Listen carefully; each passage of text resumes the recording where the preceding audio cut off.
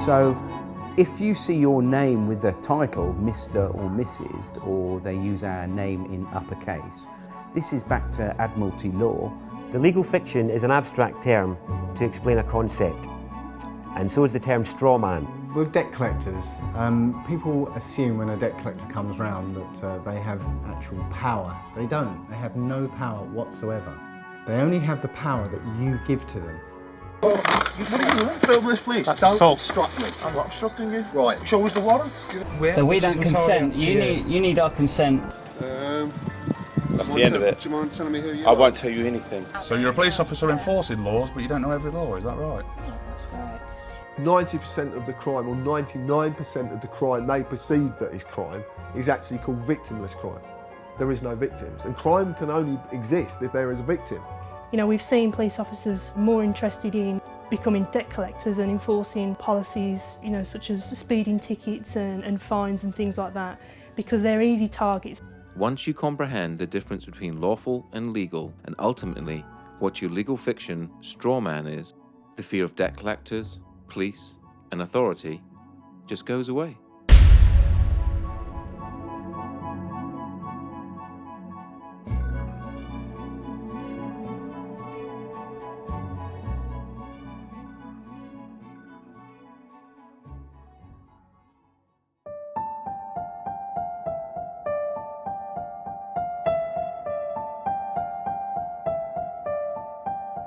If you live in the UK, you are led to believe that the Queen is the only sovereign. This is wrong. The Queen is given authority through the coronation oath. Her oath was a binding contract between the Crown and the people of this nation. This means that we, the people, gave her her sovereignty. And as everyone knows, you can't give away something you do not possess yourself. That means that each and every one of us is sovereign. We each have supreme, independent authority over our own flesh and blood human body. The problem is, we have forgotten we are powerful. We have forgotten that we belong to and are part of one of the most amazing species that to our knowledge has ever existed. We have become media obsessed, and in turn obsessed with our own appearance and the way people think about us. The TV is king, but now that is slipping to the constant need to be in touch with our friends. Everything is about fear. Fear of debt, fear of terrorism, fear of ill health, or fear of climate change. This keeps us thinking that we need our government to protect us and rule us. With all this distraction, it is no wonder that most of us didn't notice the massive fraud that our countries and nations around the world have pulled on us. But as you will learn, government is a creation of man, and a creation of man can never be above man. They always need your consent, and this is where your power really lies. With knowledge always comes power, the power not to fear, the power to take a stand against anyone or any corporation that threatens you, the power to say no. It has been said that you need to know that you're in a cage before you can escape from that cage. Let's look into how you're being tricked and how your power is being hidden from you.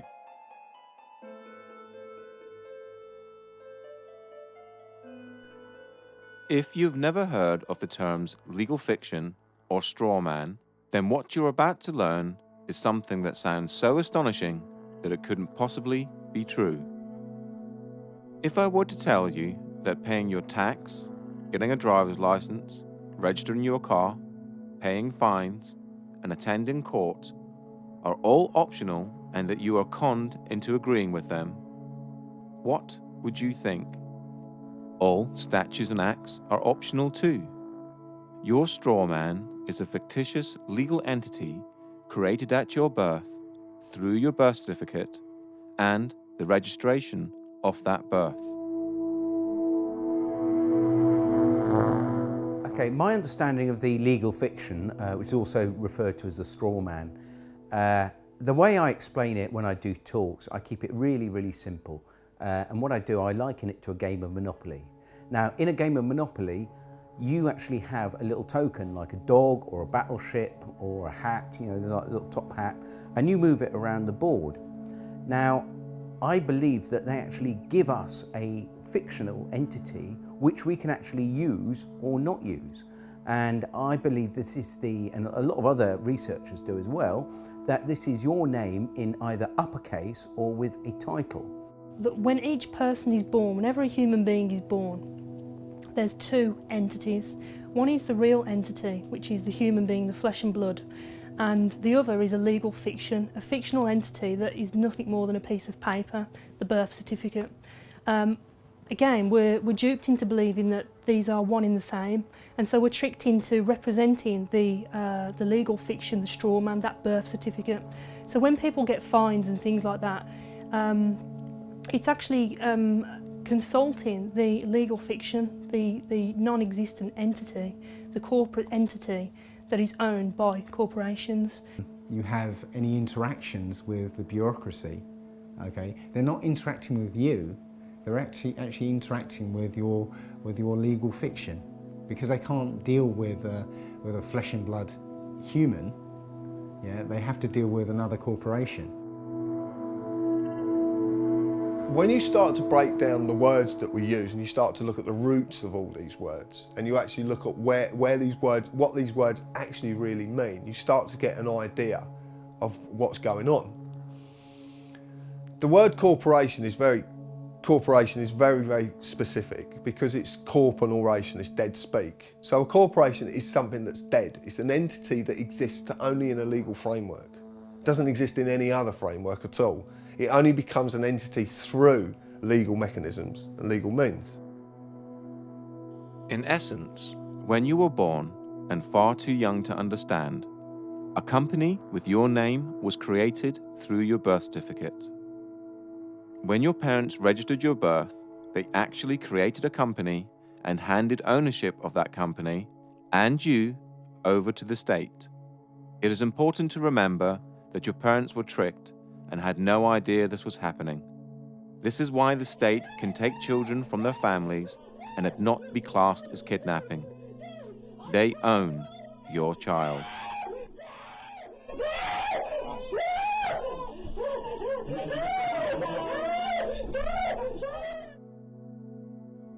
They own 1/10. Because they registered the child, they have 9/10. Possession is 9/10 of the law. But there's 1/10 floating about somewhere. And the government have claimed that 1/10. So when the child, because I've had it from social workers, at least now 3 social workers on separate occasions have come out of audiences and actually said to me, you're right in what you're saying is because we have to get the birth certificate within 48 hours of taking the child. And if they can't get the birth certificate, they have to reapply to be able to get the birth certificate. They have to get it because that is proof of who the slave is, what the slave is. And actually, in legal terms, they're actually only entitled to the birth certificate and not the child. To take the child on the pretense that they are this legal personality is theft. So in legal terms, it's kidnapping. But for social services, can use legal kidnapping because everything is okay as long as it has the stamp legal applied to it. That includes war, genocide. Anything is okay as long as it's okay, it's legal. The same thing also happens when you register your car. You get a document back saying you are the registered keeper and not the registered owner. So yeah, obviously we've just spoken about registering children, and the other thing that we register though is our vehicles. And obviously either of those can allegedly be taken off you at some point in time, which is quite interesting. The 2 registered items are the things that can be taken. You are the registered keeper of your car. You're not the owner, you're the keeper in their eyes. Now they'll argue that point, and a lot of people will argue that point, but it's quite easy to quell this argument and say, well, okay, if you don't put tax on the car, then they'll come and take your car. Now, in the legal world, taking anything from someone without a legal mechanism to do so is theft. The legal system cannot deal with humans. It can only deal with pieces of paper. Only common law can deal with humans. So at your birth, they created a piece of paper with your name on it, in capitals, just like any other corporation. This is done to dupe you later in life into thinking that you are the legal entity and not you. Then imaginary penalties and cost are imposed on the straw man, and you, thinking you are it, pay them. And it's kind of like an overcoat, this legal fiction. You know, as soon as you put it on, as soon as they invite you to put this overcoat on, and you do so, now they can grab hold of the overcoat and throw it in jail with you in it.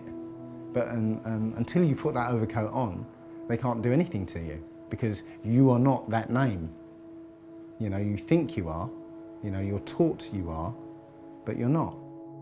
The deception is done through the manipulation of words and language.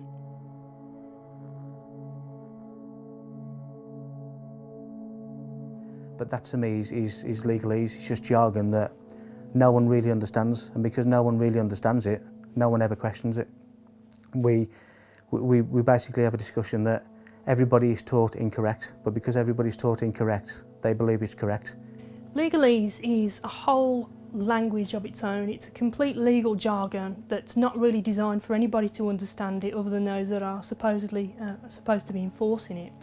And it's something that's so complicated that not even police officers understand what they're saying. What is wonderful is that they create their own language called legalese, and it has a completely different interpretation from English. You know, we're supposed to have you know, this sort of understanding that we were within the law, and yet they're not even using the same language as we are. The easiest way to understand legalese is to realize that there are many English words that have more than one meaning, depending on whom you are talking to. If I were to ask you what a person was, you'd probably say a human being, but that's you or I. If you were talking to someone in the law society, i.e. a police officer, lawyer, judge, etc., they have a different dictionary to you or I, and person could mean company or corporation, i.e. the legal fiction. You know, if you tell a lie often enough, it becomes truth, or certainly the perception of truth. So legalese is jargon that nobody understands other than those who actually come up with a jargon that really, really deeply understand it. And even police officers don't understand it, or magistrates, or even judges for that matter.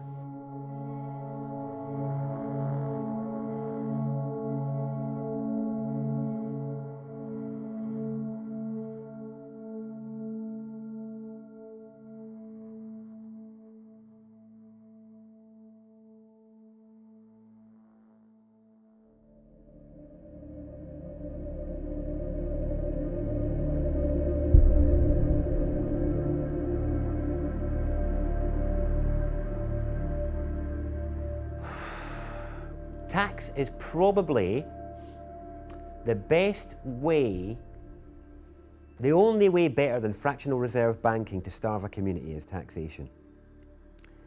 And it wouldn't be that case if the tax was actually spent on the people and on the land, but because it's not, it becomes a starving of the people. This again comes back to corruption. And tax would be fine. We'd be living in an amazing health service, incredible roads, all the rest of it, if all the money that went into the taxation pot was paid for what it was supposed to be for. My understanding is it isn't. The problem that we have is the implications for its non-use is that, other than fraud, it's the only debt that can deprive you of your liberty. It's the only debt that they can put you in jail for is tax evasion or tax fraud, which is pretty serious really, because you can ignore as many credit cards or loans as you like and you can never be put in jail for any of that. But if you try and not pay your tax for a while, they'll really like to let you know about that. Funny thing is, I don't see many representatives of people like Amazon or big corporates that aren't paying their tax in the slammer. Maybe they should be.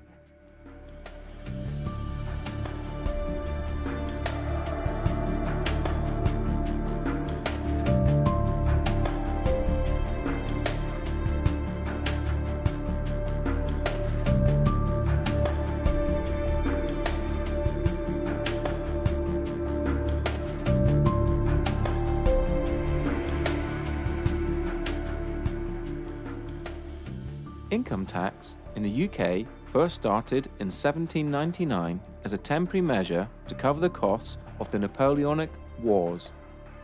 It is still a temporary tax today, which expires each year on the 5th of April and has to be renewed as a provision in the annual financial bill. Income tax was withdrawn in 1816, but was re-established in 1842 and has stayed since. Because of this, human beings are the only creatures on the planet that pay to live on it.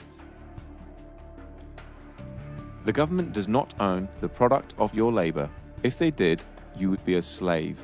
Since they do not own the product of your labor, then taxation can be defined as theft, or more accurately, extortion and blackmail. No man can own another, so no man can own the fruits of another man's labor. Most people will argue that it is a necessary evil and that it's legal because the government say that it is. How else would we pay for hospitals, police, roads, and so on?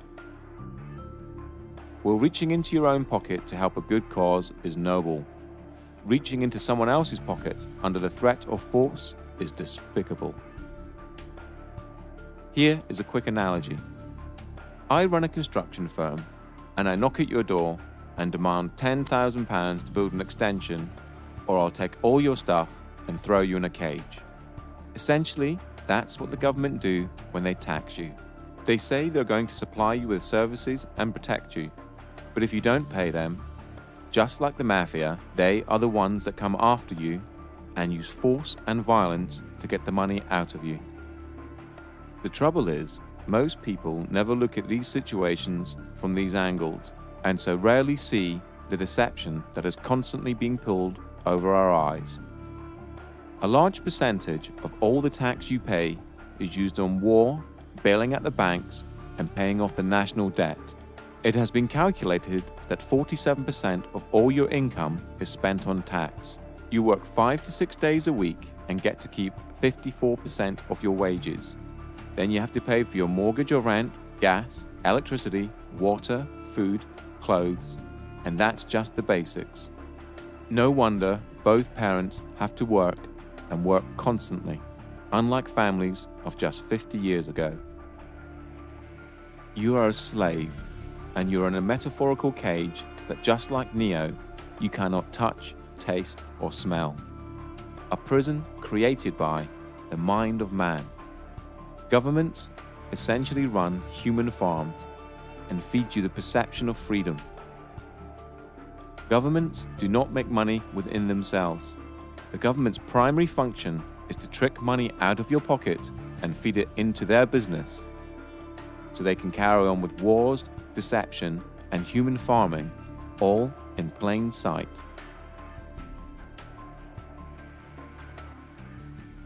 They have no lawful basis for whatever they do. There's, they might claim they have a legal basis. Now, legal is a different thing altogether. It's essentially based on contract. You have to contract with them before it becomes law. This is a prison without bars. This is a prison without big walls to keep them in. It's just a prison of the mind. The main implication of not paying tax is that you'll grow a set of balls and you'll turn into an adult. That's the main implication.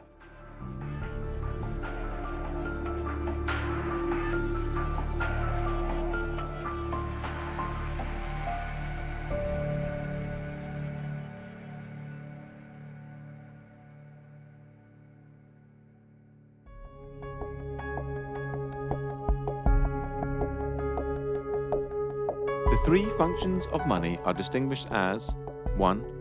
A store of value or purchasing power, the ability of an item to hold value over time. 2. A medium of exchange. Money serves as a medium of exchange, i.e., an asset that the sellers will accept as payment. A medium of exchange allows people to eliminate the use of barter. 3. A unit of accounting, a way of placing a specific price on economical goods and services. As a unit of accounting, the monetary unit is used to measure the value of goods and services relative to other goods and services. Money in its modern form arose from goldsmiths who retained gold and other precious metals in their safes and in exchange they gave certificates to prove the deposits. People then started to exchange the certificates for goods and services, and the goldsmiths very quickly realized they could make a lot of money out of just looking after other people's valuable goods. They're now no longer a goldsmith, but running a deposit facility, took in gold and other precious metals as deposit and issued deposit notes that the public used as money, backed by the gold in the deposit facility's safe. The goldsmiths soon realized that very few people actually redeemed the gold, and so he started to give out loans in the form of deposit notes, knowing that he only needed around 10% of actual gold in his safe, as that would cover, even on a busy day, the amount of people exchanging certificates for gold. The deposit facility would then require the loan repaid plus interest, and this was the birth of modern banking. Through the years, money has been backed by, given a store of value, by the silver standard and gold standard, meaning you could redeem the note for gold, just like it says on this US note here, if you so required. On the 21st of September 1931, the gold standard was abolished in the UK, and on the 13th of August 1971 in the United States. Since 1971, the majority of the planet now use fiat currency. Fiat currency is money backed by nothing and has no value. It only has value because it's decreed as such by the government, and more importantly, we all believe it has value. The only entities that have the legal authority to create money are the Treasury and the banks, and they create it out of nothing. Martin Wolf, the Financial Times chief economic commentator, said this: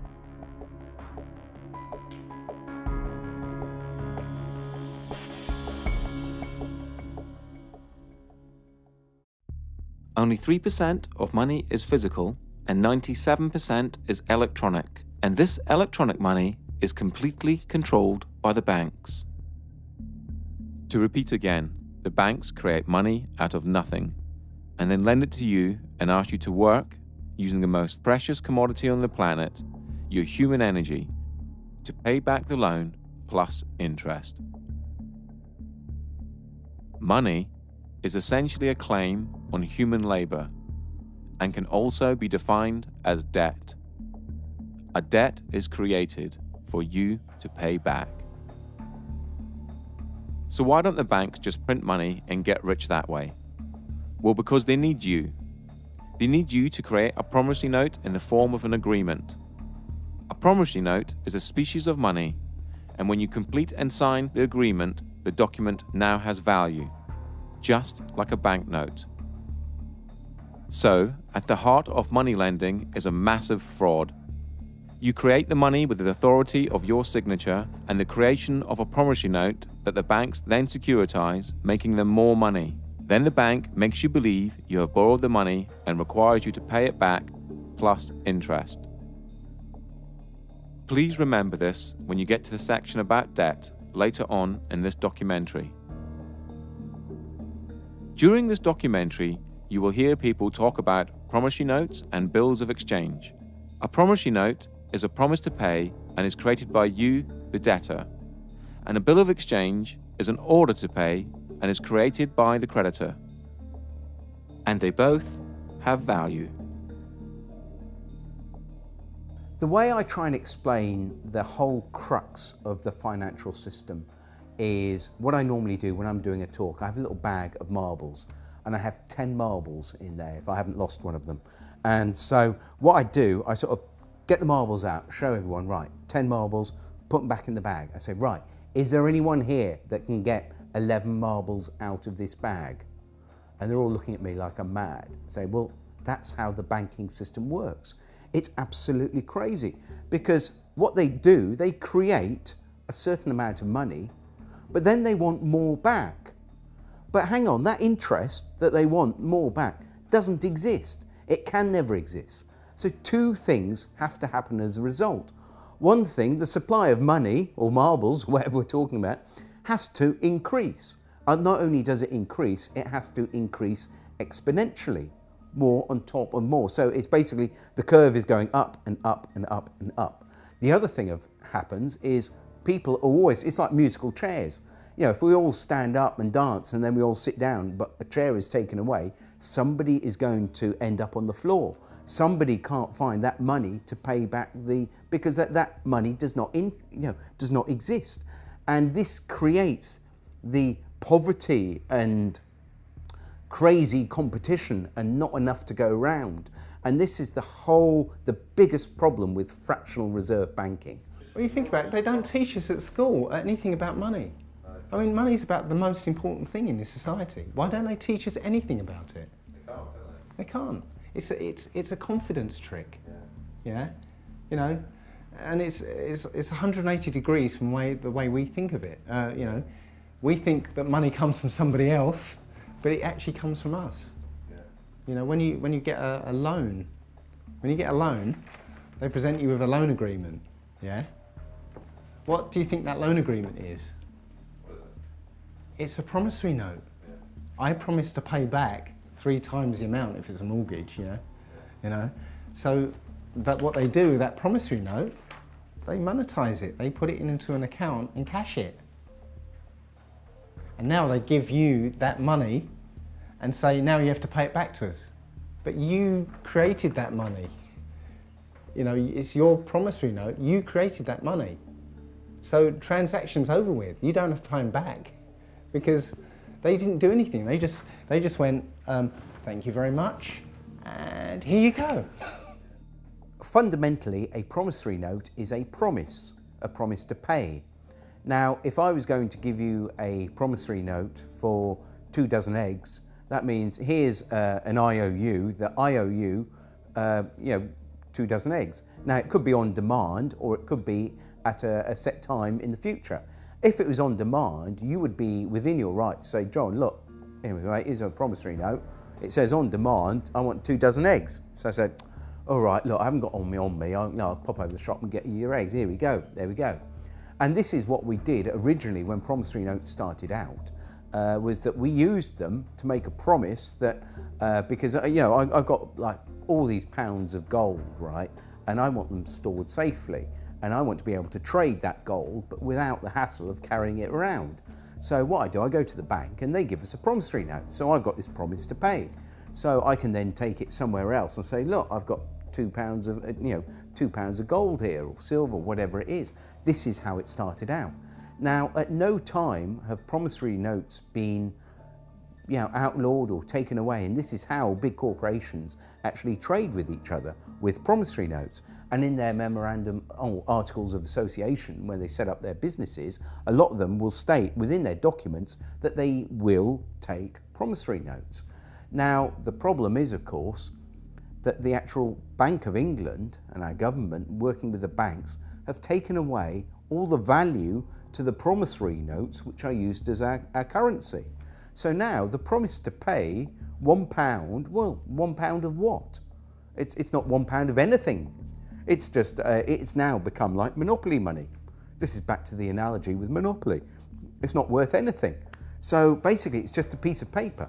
So what we do, we can actually say, well, here's a promissory note for £1,000. I want to swap it for your promissory note, or put it into my bank account and credit my bank account with £1,000. Now, we spoke to a bank manager and we said to the bank manager, could you tell me what would happen if I came to your branch with a promissory note for £1,000? Would you have to accept it? And his words were, yes, of course I would. It's law. So you're going to accept a promissory note? No, I'm not going to accept it, but by law, I have to. So this is a bank manager that knew the law.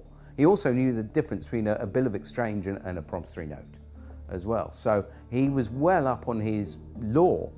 So, and remember, these are statutes, but because these are companies, they have to apply by their statutes, you see. We don't, but they do. So it's almost like, they create enough rope, and they end up hanging themselves, you see. So it's actually, the statute is the way that we actually overcome them, I believe. But, yeah.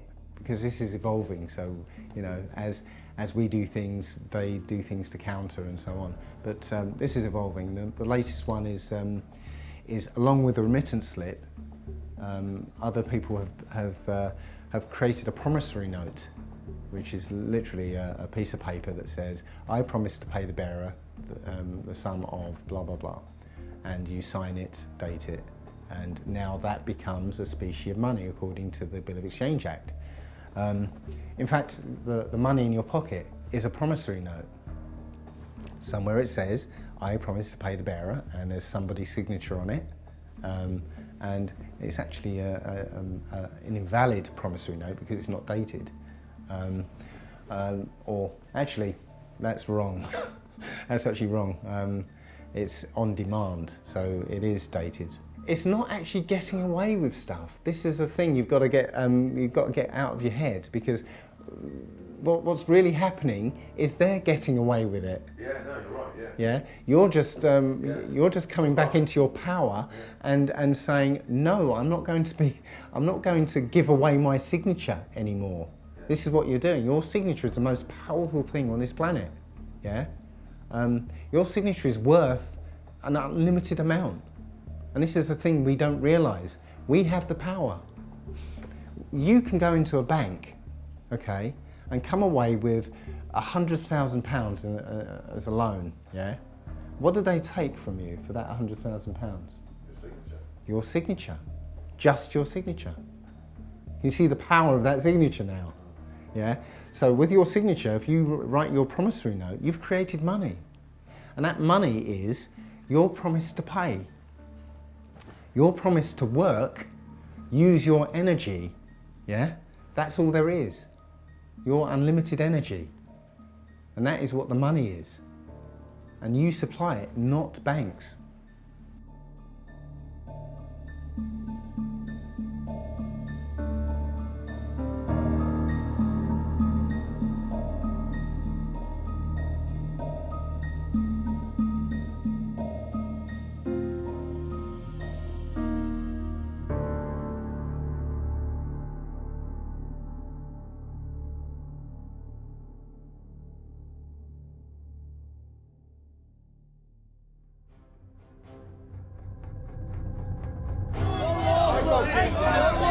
Don't assault me! Don't assault me!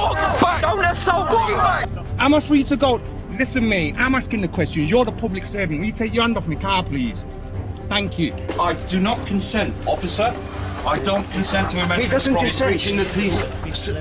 But I am sovereign over my human body, and I do not consent to any search. I do not consent to any authority you feel you have over me. I am a sovereign British citizen, and I do not wish to be searched. I am the county court bailiff. No authority. Excuse me, it's our right to film you. It's our right to film you. Yes, it is. Under what law are we not allowed to film you? Because I'm telling you not to film. Yeah, but you have no authority to tell me not to film. Because we're in a public area. James Parisi with the Quincy Police Department. What is your name, sir? That's good to know, sir. Yeah, what is your name? Well, I don't think that by law I have to identify myself if I'm on the sidewalk minding my own business and there's no laws being broken. You said, look, mate, I can't give you the full section. Can't give you the full section because you can't expect me to know it. Is your words, yeah? And I'm saying, well, if I can't expect you to know it, you can't expect me to know it. Over your details. Can you show us a warrant, please? I think we've got a warrant for arrest. Can you show us a warrant, please? Show us your documentation. Show us a warrant, please, with a wet signature.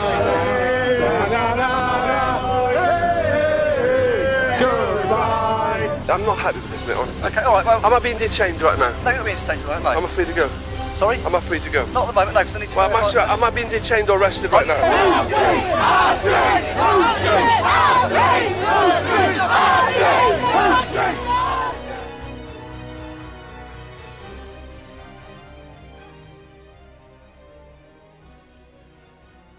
The difference between lawful and legal, as I see, is lawful relates to common law, the law of the land, the law which governs all people, the original law, which is quite straightforward. To me, it's a case of don't cause any harm or loss or damage to any person, and don't cause that to happen to anybody, and everything's good. And that's pretty straightforward and simple. Everyone can understand what that means.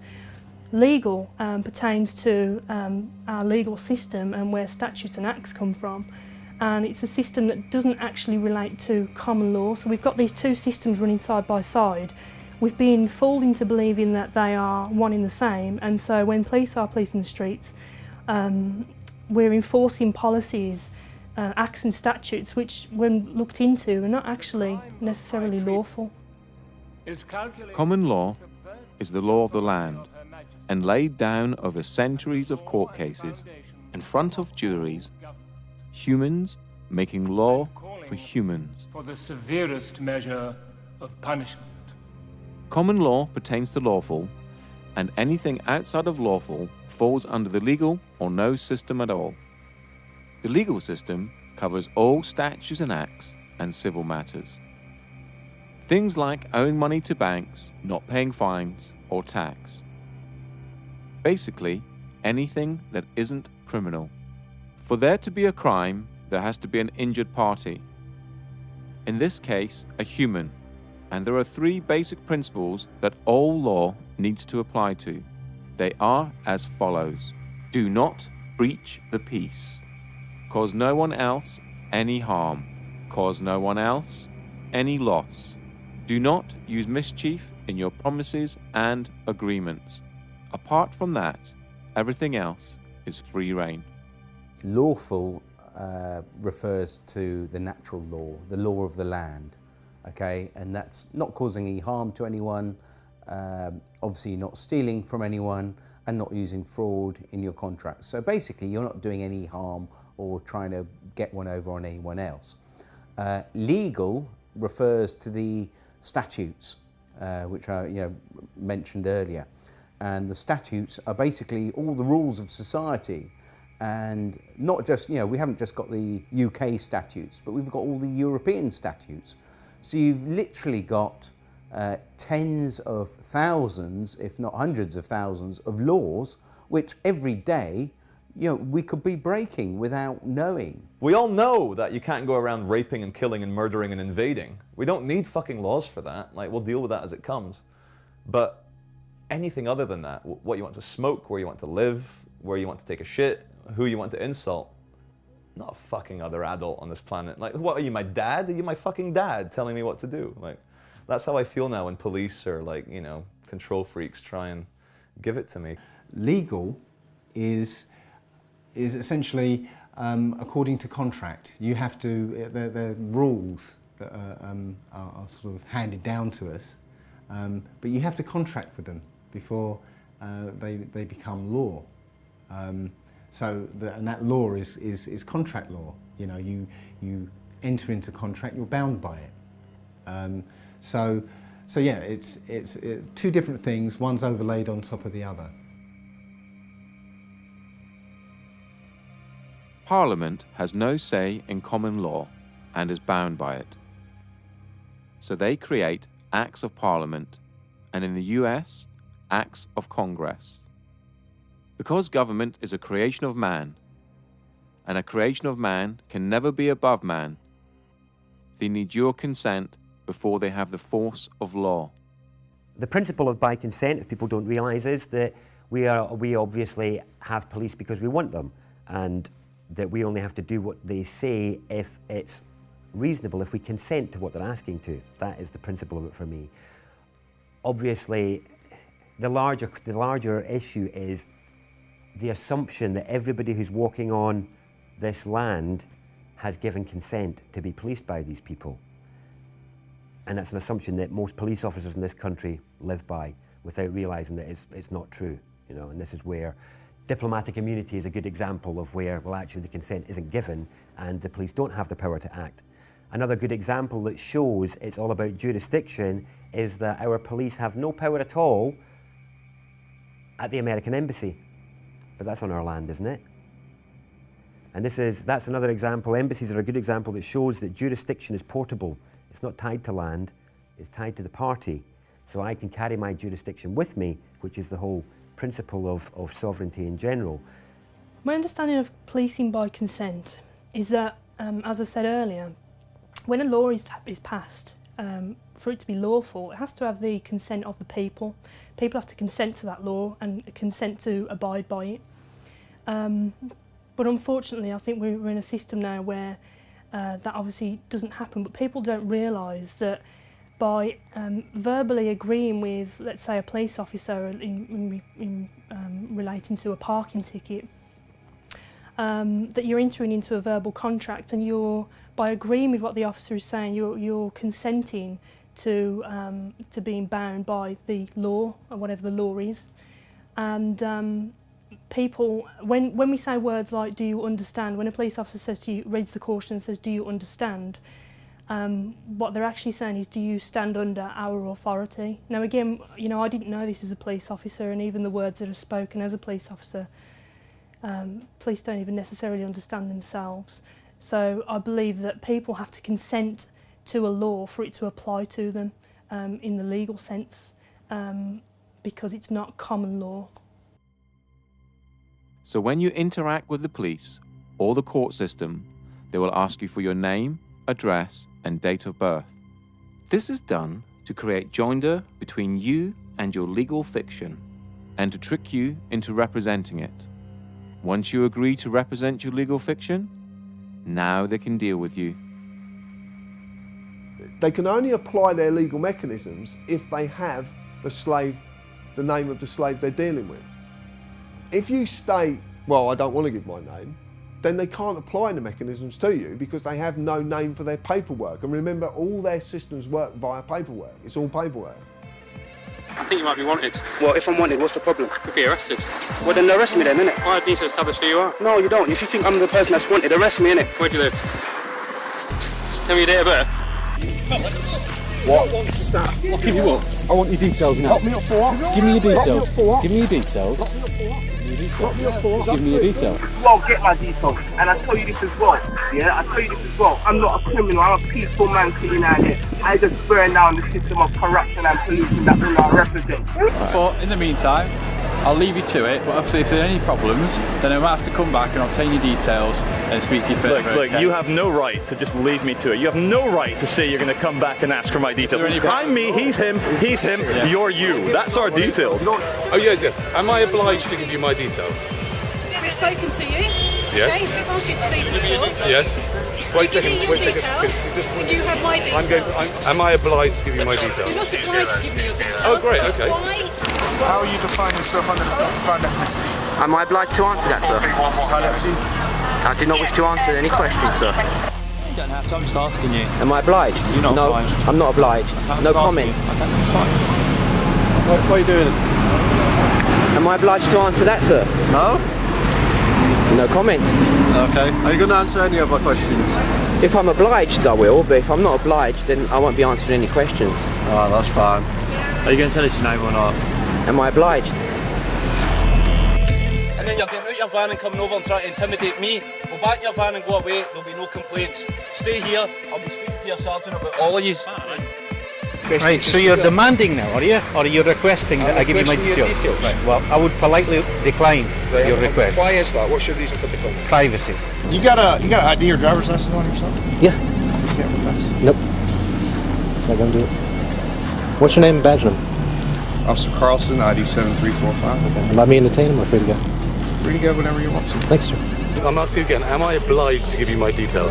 I'd like to, because I'm going to do a name check. I got it. I'd like to see I got it. if you're banned from this area or okay. whatever. Well, I'm asking you again, I know you'd like to, but the reason, just to explain to you, the reason I don't like to give my details is because I don't trust where those details go. Do you understand? You well know as well as I know, sir, that in order for you to ask me my name, you have to suspect me of committing a crime. You know and I know that you don't suspect me of committing a crime. You're just poking around where you don't belong. Okay, is there a problem, officer? Constable. Basically, under section 163 of the Road Traffic Act, I'm allowed to check your documents. Of course you are. And I know I'm not obliged to give any details whatsoever. However, I'd like to know, is there a problem? I don't even have to speak to you unless you're going to arrest me, mate.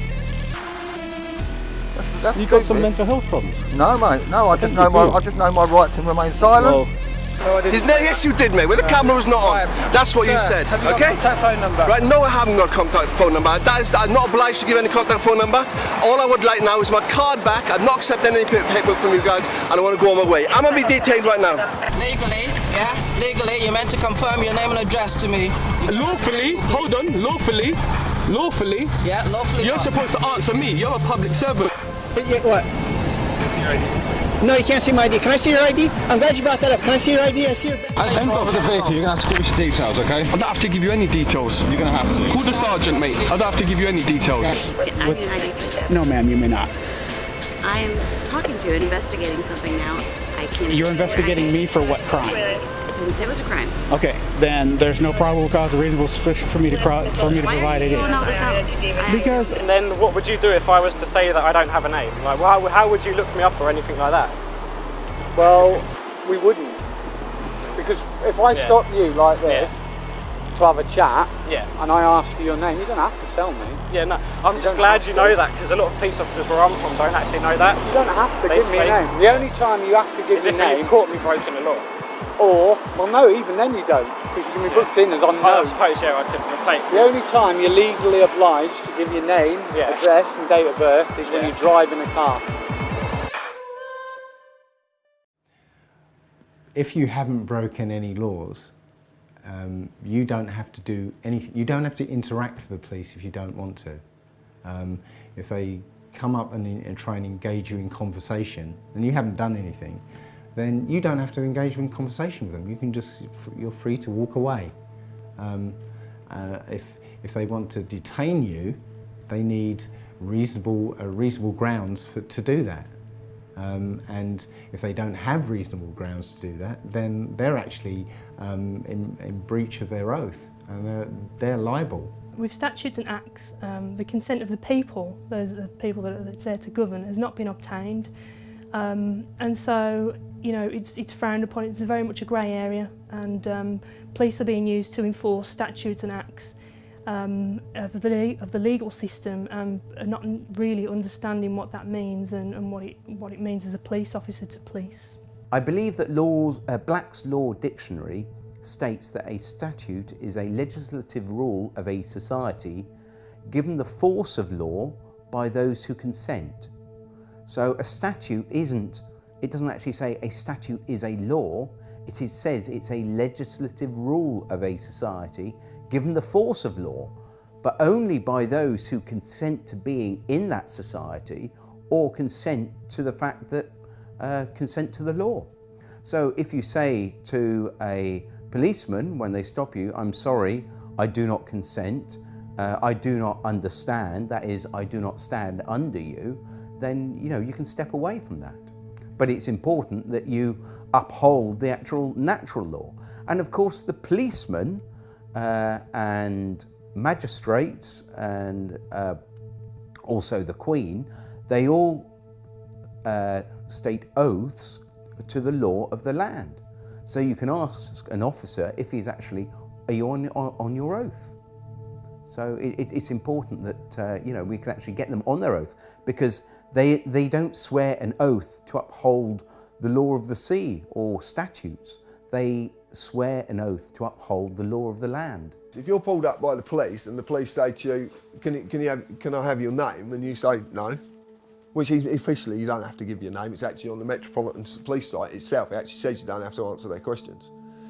But if you don't answer their questions, they're going to do one of two things. If you get a good copper, they're going to go, okay, not a problem, you haven't really done anything wrong, we'll leave you alone. You get a bad copper, then you're going to get dragged to the floor, roughed about, cuffs on, you'll be dragged down a station where you will be bullied and coerced into giving your name in the end. And if you don't, they will just keep you as long as they possibly can. To lock any human being in a room that they can't leave, and especially in a room that has the very, very bare essentials, is torture.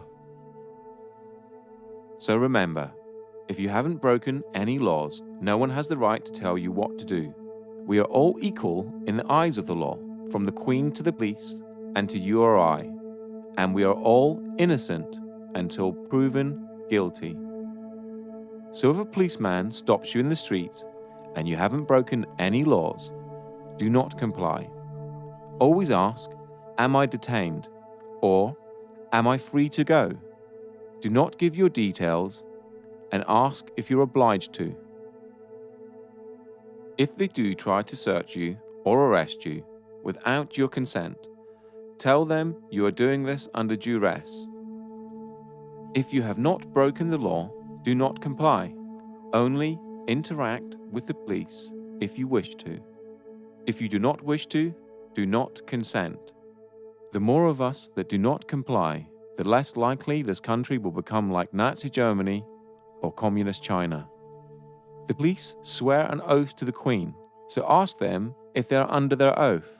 If they reply yes, they are bound by said oath and can only uphold common law.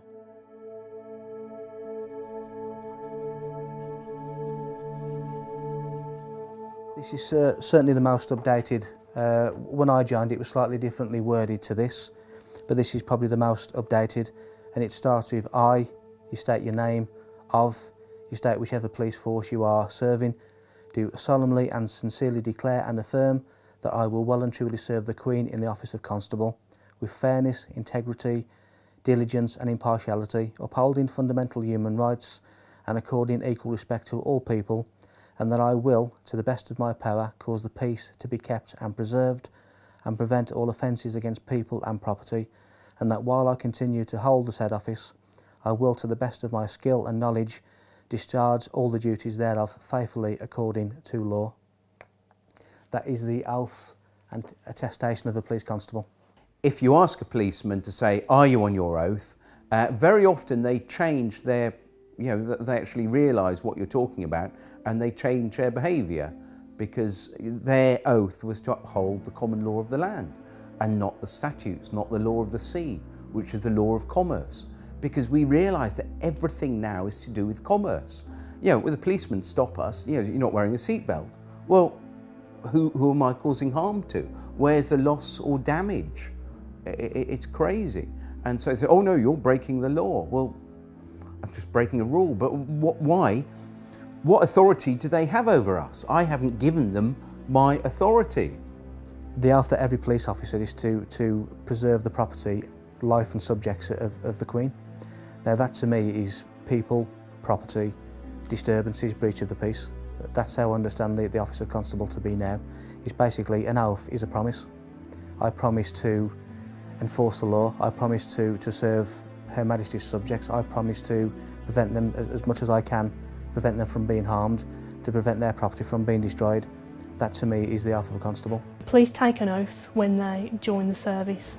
Again, they don't really understand what that means. It's not explained in any details. It's kind of a grey area. You just take it to mean whatever you want it to mean. But it's all been set up to allow the system that currently enslaves people to carry on enslaving and to further that enslavement into every aspect of our lives. Hey guys, so I'm here at Parliament Square for the Occupy London protest.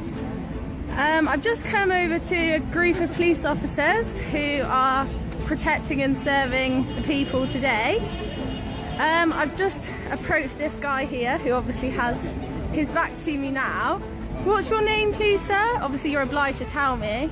It's your job as a public servant to identify yourself. So could I have your name, please? Okay, we have here Constable Bird.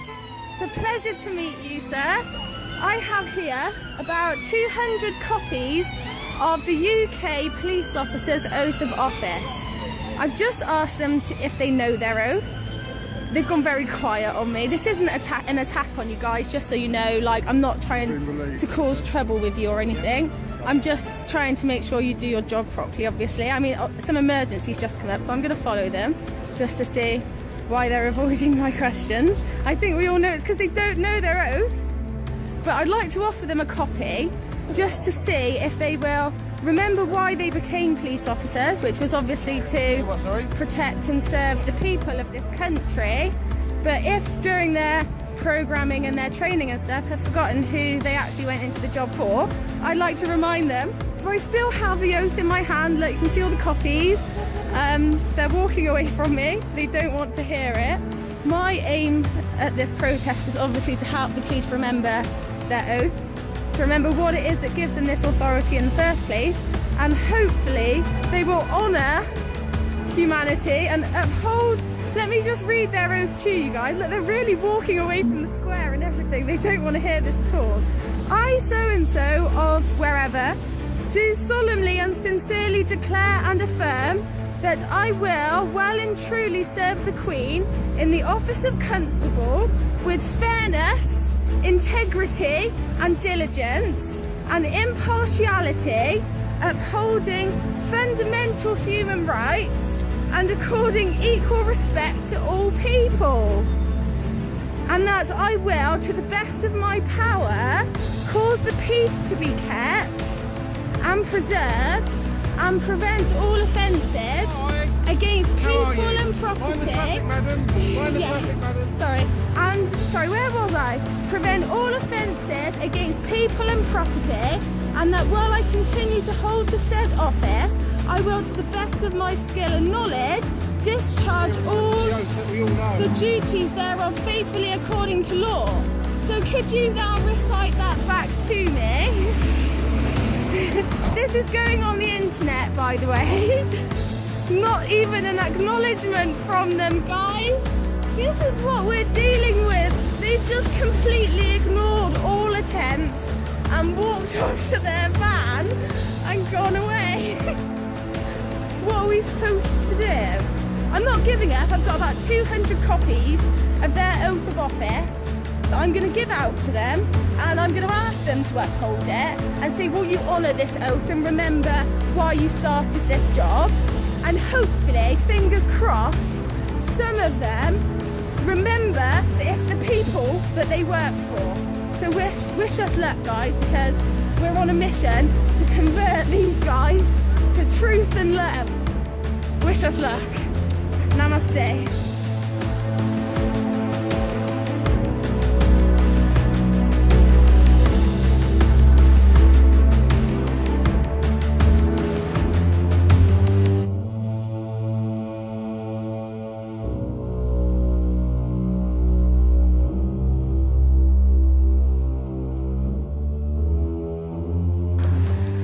How are you insured? Excuse me, take your hands out of my camera. Today?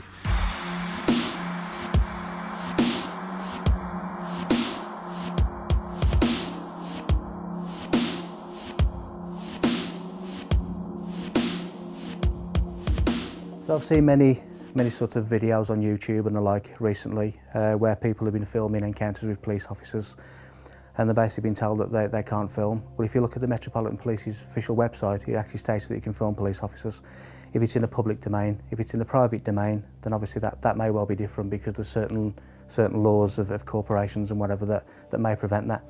But certainly if you take a camera or a phone and you record the encounter, there's nothing illegal about that at all. It may be help as a witness as an accurate account of what's being said, so there's sort of no ambiguity at a later stage, but certainly not illegal to film anyone in a public domain. There are simply no laws preventing you from filming in public. This also includes the filming of the police performing their duties. Here is a letter that was sent in 2010 to all police stations regarding filming in public. Dear colleagues, guidance for photographers.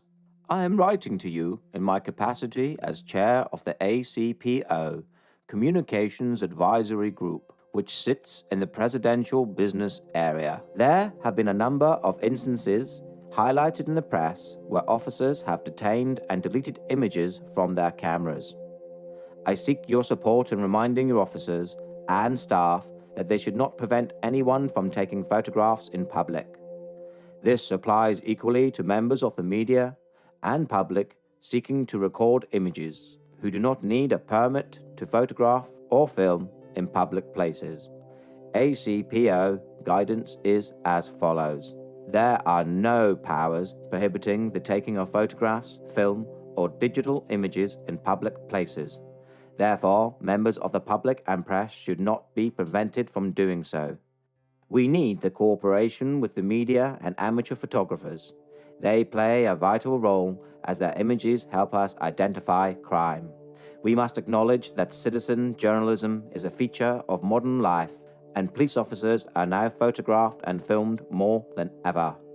Unnecessarily restricting photography, whether for the casual tourist or professional, is unacceptable, and it undermines public confidence in the police service. Once an image has been recorded, the police have no power to delete or confiscate it without a court order. Yours sincerely, Andrew Trotter, Chief Constable, Chair of ACPO Communications Advisory Group.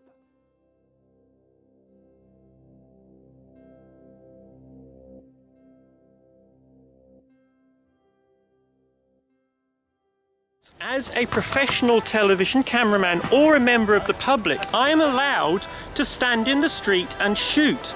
I don't need 4 police officers or wardens or whatever you are when I stop to do this. This is absolutely bloody ridiculous. And I'm fed up with every single time that I do this of being stopped and being questioned and being treated like some kind of criminal.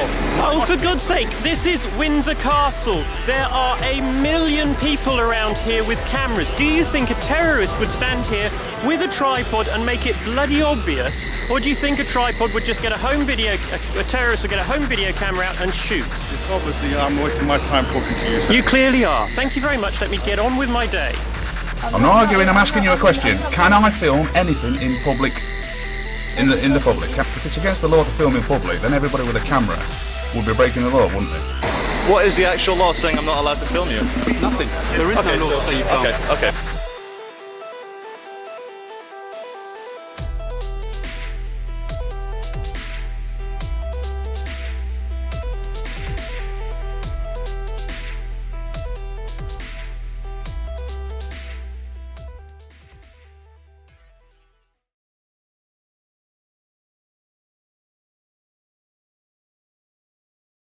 There is only one act that gives police blanket powers to search the public, and this is Section 60 of the Criminal Justice and Public Order Act 1994.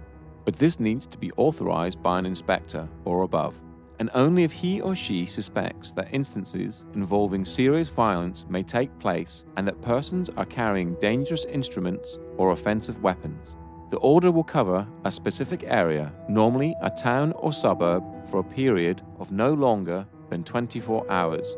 In a nutshell, if there has been a riot or a gang fight or something of that nature, a Section 60 may be brought into force, and anyone in that area can be searched without reasonable grounds for suspicion.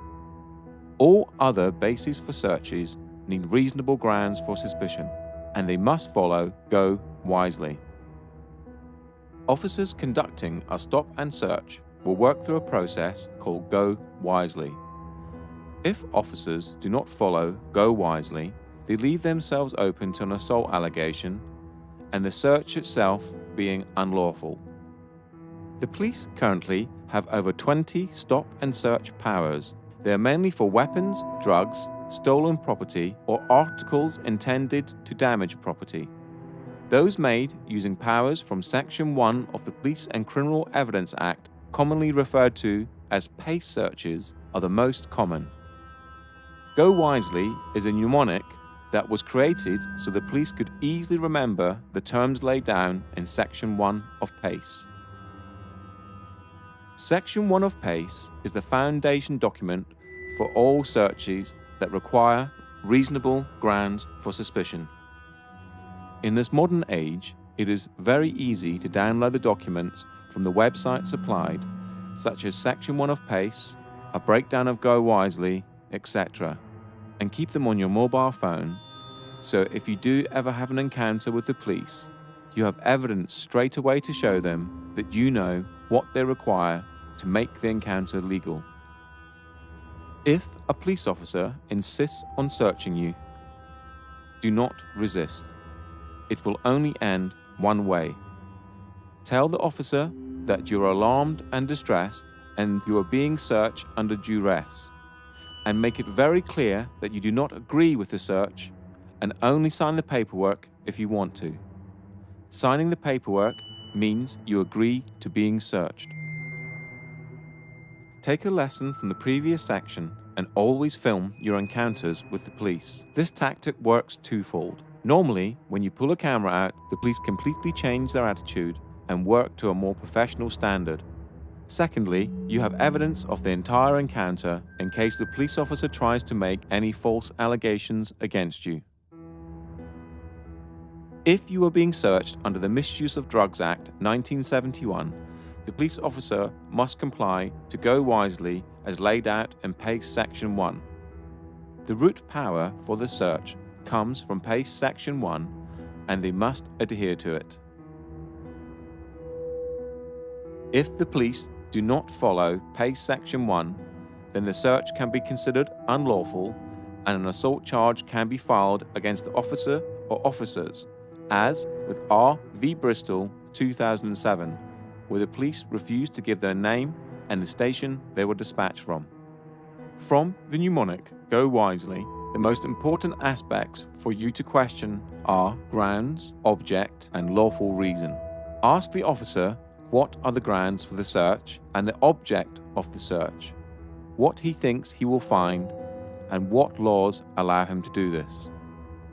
This is important because the police have to justify why they have stopped you and record this, and asking the questions makes it harder for them to stop you without reason. The point to all this information is, the police cannot search you unless a Section 60 is in place, without reasonable suspicion.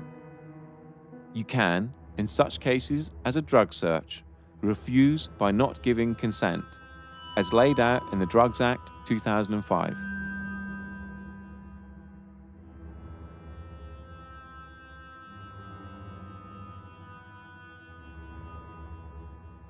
Here is an example of how this information can help you and possibly make the police treat you with a little more due diligence.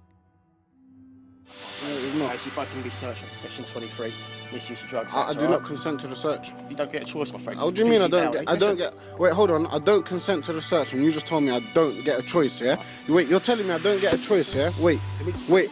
Because you're a public servant. I'm going to let you search me after you answer my questions. You're telling me I don't have a choice, yeah? That's what you're saying. I don't have a choice, yeah? What I'm saying to you is I don't have a choice.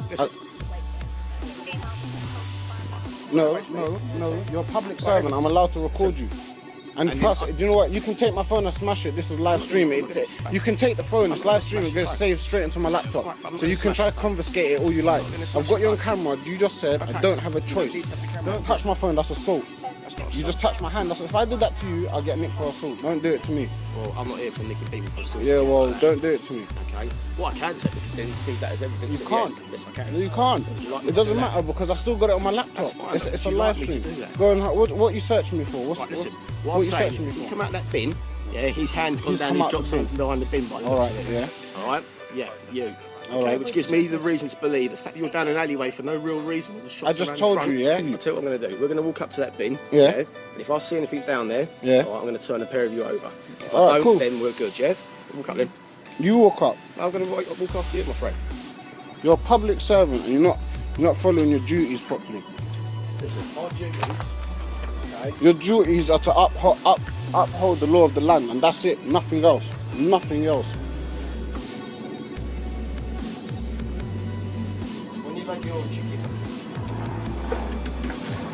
You're not obliged to tell them, but you don't have to tell them. And I'm telling him the law, innit, just in case he doesn't know. He doesn't have to tell you. I will not calm down. You don't have to tell them your name, Phil. If you want to, you can, but if you don't. Yeah? You never found nothing, you're not going to search me, that was your deal, innit? Yeah. Cool. And now I need to ask you a question. Are you working in accordance to the oath that you took to become a police officer? I need to answer that question. Of course you do. You're a public service. You're a public servant. You have to answer all questions.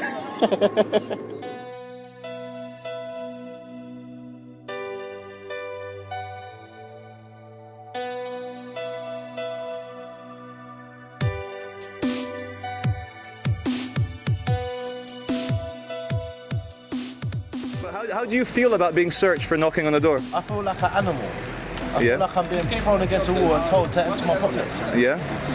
This is like a legit gang. How often do you get stopped and searched? Every day. Every day? Every day.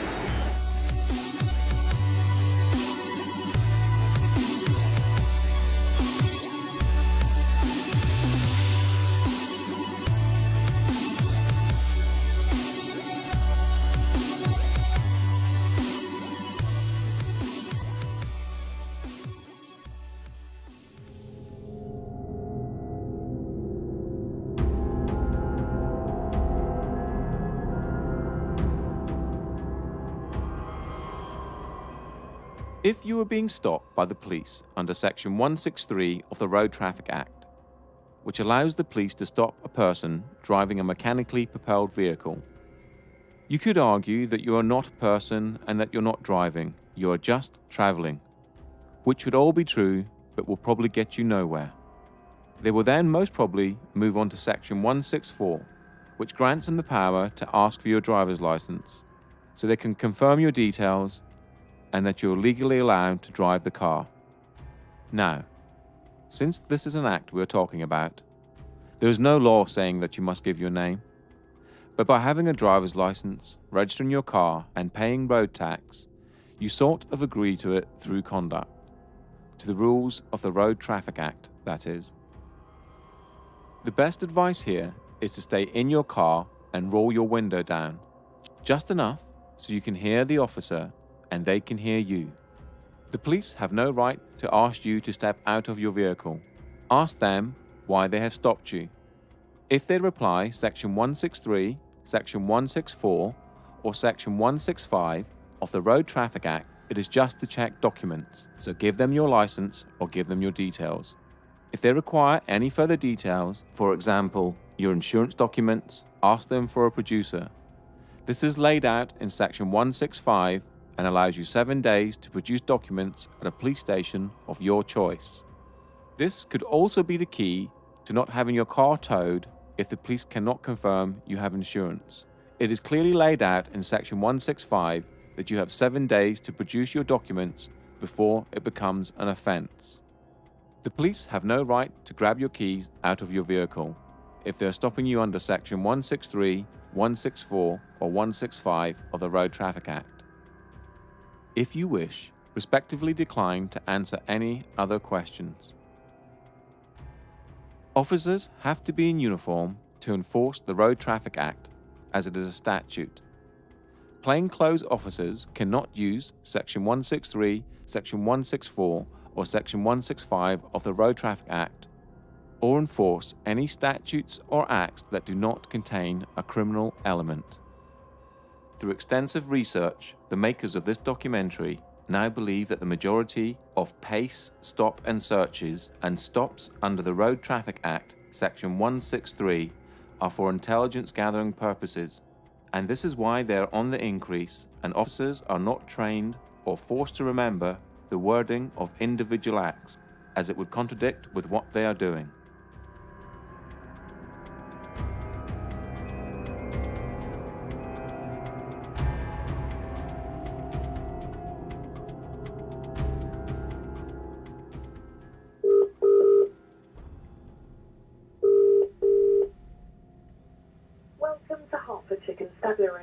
If you know the name or the warrant number of the person you wish to speak to, please press 1.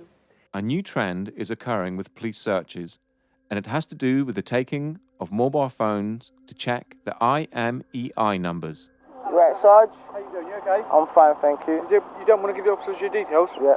What is there a reason for that? Because I haven't committed any crime and I don't think I'm obliged to. No, you don't have to. Yeah. What we will do is we do an IMEI check on your phone, though. We are being told to do that. What's that? Check your phone to make sure it belongs to you. Okay? It belongs to me. It was given by my girlfriend. Yeah, we're entitled to do that, okay? Okay. So if you could hand your phone over to the officers and we'll do a check on that. Okay. You have to do that? Sorry? Am I obliged to give you my phone? Yeah, you are. Alright. We're checking to make sure I've got that on record. Now everyone has a mobile phone, and I would think it very difficult for them to say they had reasonable grounds to suspect that the phone was stolen, unless the officer's information was intelligence-based. After an extensive search online, nothing came up, so I called the police to ask them. Here is that conversation.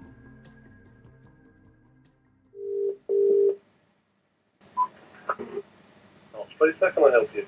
Yeah, hi mate. I don't know if I've come through to the right number or not, but I just got a really quick question about police procedures. Yeah, a friend of mine a couple of weeks ago was stopped in the street. It wasn't in Hertfordshire, it was in London. But he was, when he was stopped, they took his mobile phone off him and said they were doing an IMEI check. What is the legality behind that? Because I couldn't see anything online on the website or on the police website or what act it is or what powers they're using to do that. There's no particular powers required to do that. If they believe that it could be a stolen phone, or they're checking the legality of the phone to check that it isn't stolen, then we have a link with the monitoring company that provides the EMEI numbers. Oh, okay. So there's nothing I could find online that actually says this is a part of a pace or part of an act or anything like that. It's just quite legit. No. It's the old-fashioned sort. The old term used to be suss and deal. You know. Yeah. If they've got a reason to believe. Yeah. Then they're in their full rights to check the IMEI number. If there's no problems, return it. If it's stolen, then deal with it. Okay. Can someone refuse, or is it mandatory? Yeah, you can refuse. But if they've got reasonable cause to believe, then they can take the phone and the person to the police station for further inquiries. As you can hear from the conversation, the police need reasonable grounds for suspicion. That means they must suspect that your phone has been stolen before they can take it and perform an IMEI number check. This seems to be a new police tactic to try and gain your details through underhanded and mischievous means.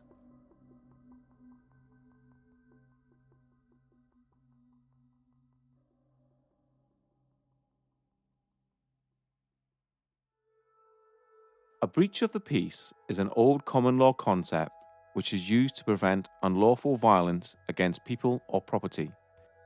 A breach of the peace is not a criminal offence in itself. However, special powers exist for the purpose of stopping or preventing anyone from breaching or threatening a breach of the peace by committing unlawful violence. A breach of the peace are actions which harm another person or harm his property in his presence, are actions that are likely to provoke such harm. A breach of the peace may occur on public or private property. There is no criminal offence for breach of the peace for which someone can be prosecuted. The power exists to prevent a breach of the peace. An arrest can be made, but only to remove someone from the situation or if an imminent breach is reasonably anticipated.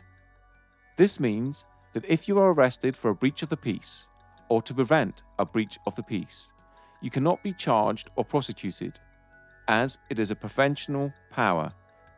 A breach of the peace is covered more extensively later in this documentary in the section regarding bailiffs.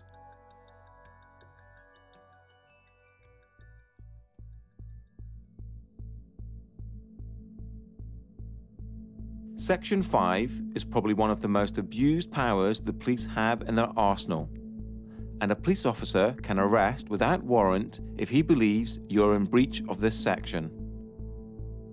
Since February 2014, the word insulting has been removed from the Act to move into line with Article 10 of the Human Rights Act. This means you can say whatever you wish as long as it's not aggressive in nature or provoking violence.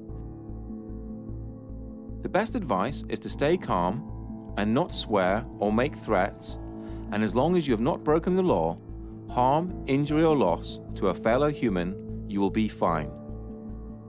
Just remember this: most police officers respect being respected, and you will have a greater chance of moving on with your day if you do so. But always stand up for your rights. These are the most common types of police interactions, but there are many more acts they could use to try and stop you in your everyday life. Just remember that it is all online, and you have the right to check if you doubt what the police officer is telling you. What you are watching here are the police violently arresting protesters for small infractions such as not listening to a police command, not giving details, or Section 5 public disorder. They have committed no crime and are now essentially being tortured. The police seem to be able to get away with horrendous acts towards people and in some cases treat the general public worse than criminals. For example, imagine someone is arrested for assault, then taken back to a police station and refused to give his name. Would the police then throw him to the ground and assault him until he gives his name? The answer in most cases is a resounding no. That would be torture. Article 3 of the Human Rights Act, that was incorporated into English law in 1998, states, "No one shall be subject to torture or inhumane or degrading treatment or punishment." Another case similar to this would be smashing someone's window to enforce the Road Traffic Act, essentially breaking a law to enforce an act, a rule. The police need to go back to policing, preventing a breach of the peace and protecting people and property. Upholding rules should never be done by force. You are a sovereign entity, and no one has the right to tell you what you should or shouldn't do, or how you conduct your life, if you haven't broken any laws. If someone had that power over you, then you would be a slave. Think about it.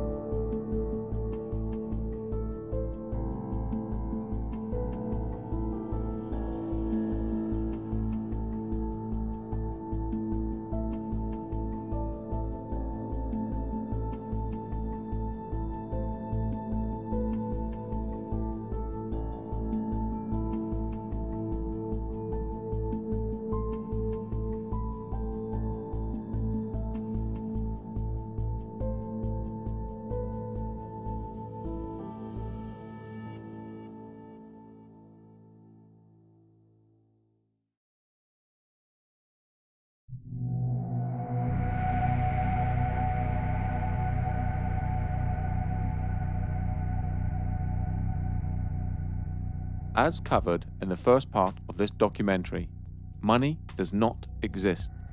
It is a figment of our imaginations and is backed by nothing. When you borrow money from a bank, they don't take it from their vault and give it to you. Instead, you fill out an agreement, sign it, and they tap on their computers, and hey presto, the money is brought into existence. For a contract to be legal, it must have equal worth. The bank basically give you nothing and expect you, using your own human labor, which is the most valuable commodity on the planet, to work to pay it back. This alone renders the contract void. Debt, and the whole industry associated with it, is central to the control system that surrounds you. Possibly the only times that you feel intimidated in your life is for police encounters for non-criminal activities, and when you owe money to a creditor, and then consequently the debt collectors or bailiffs they send after you. How, in 2015, do we still have scenes like this? Contracts and debt can never be remedied by force. We will show you that debt collectors and bailiffs have no powers, except in very extreme circumstances, and only as a last resort, meaning everything you're watching here is completely unlawful. Even when force is authorized, it is classified as reasonable force and cannot be used against a human. Owing money is not a crime, and you can never go to prison for not paying a debt. The whole of the debt industry runs on fear and ignorance. So now when debt collectors call, the first thing, well, not that they call me anymore, but if they did call me, I think now the first thing I would do is say, thank you very much for paying off my debt. That's really kind of you. And they say, what do you mean? I said, well, you bought my debt. You might have only paid 10p in the pound for it, but as far as I'm concerned, you've paid off my bank account. Thank you very much. I really appreciate it. So yeah, and the great thing is you can have a laugh with them, because you don't take it. What happened when they first started calling me, I used to get really nervous and my voice would start going all wavy. And, you know, my heart would start going, and I'd be on the phone to them because I felt really guilty, because I felt I'd done something terribly wrong, getting into debt, you know. And then I realised that the whole system is designed to get us into debt, and designed to, the fact is the debts can't be paid off. And every single politician that comes on the television and says, oh, we've got to make cuts, and, you know, we've got to do this, and they're trying to cut our little local hospital down here in Swanage. Well, the fact is that it doesn't matter how many cuts we make, we can never pay off the national debt. Or we can't even keep up with the interest on it because it's growing exponentially.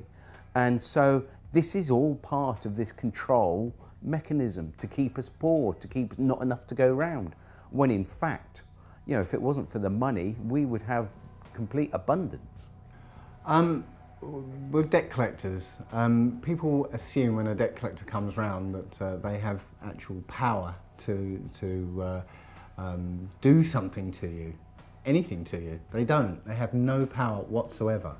They only have the power that you give to them. They're kind of like third-party, you know, strangers, interlopers. You know, they're kind of interfering in your financial affairs. You know, you didn't contract with them. You know, you don't know who they are. They've just turned up on your doorstep, demanding money. You know, who are they?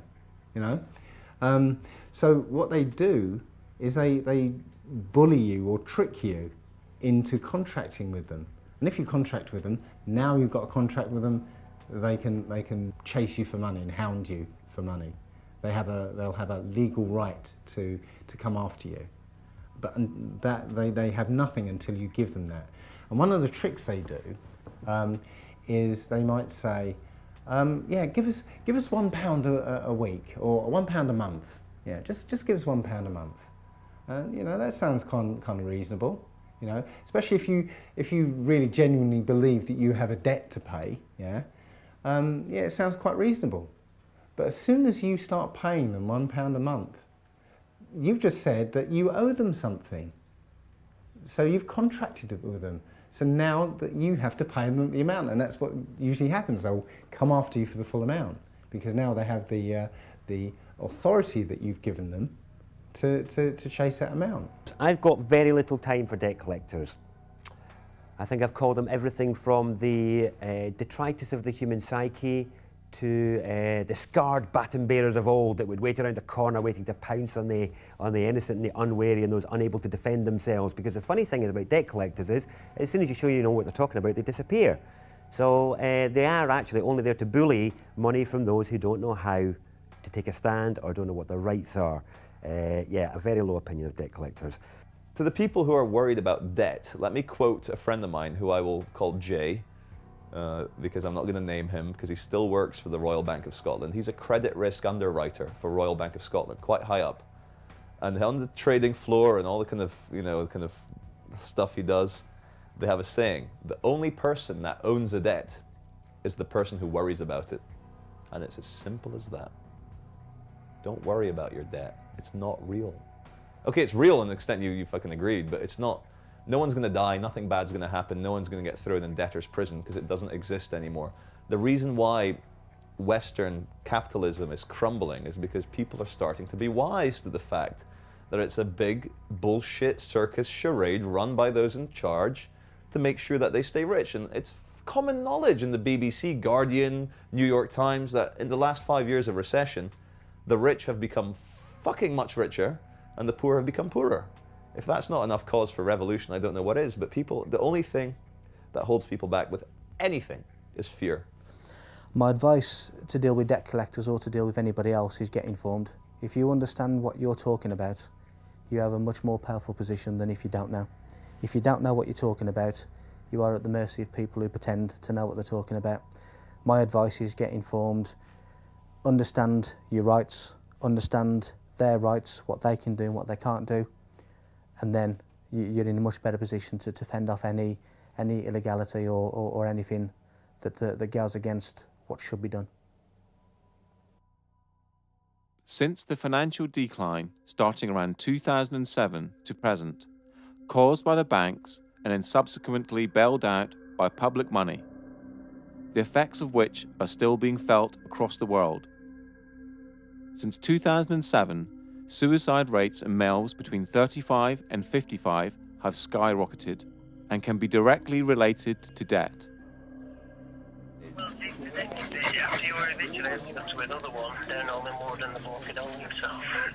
Oh, right. So you had to go to another eviction in Hollywood and the bloke had hung himself?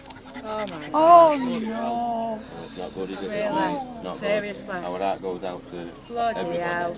everybody. Right, well I'll just make this question. What are you doing to people? This is what's going on. Have you finished it? Driving people to... Also, suicide rates in postgraduate students has risen drastically and can be directly attributed to debt. Before we continue, you must realize that no one has power over you. The system that surrounds you is just an illusion, created by the mind of man. Owing money or breaching a contract can never be remedied by force. And in this game of cat and mouse, knowledge is your most powerful weapon.